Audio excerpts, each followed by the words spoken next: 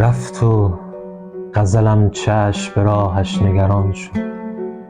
دلشوره ما بود، دلارام جهان شد.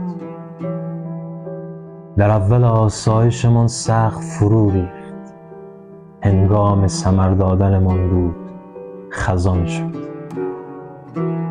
زخمی به گل کهنه ما کاشت خداوند، اینجا که رسید همان زخم دهان شد.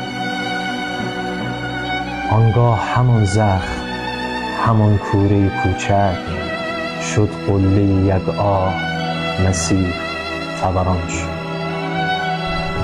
با ما که نمکگیر غزل بود چنین کرد، با خلق ندانیم چه ها کرد و چنان شد. ما حسرت دلتنگی و تنهایی عشقیم، یعقوب پسر دید زلیخا که جوان شد.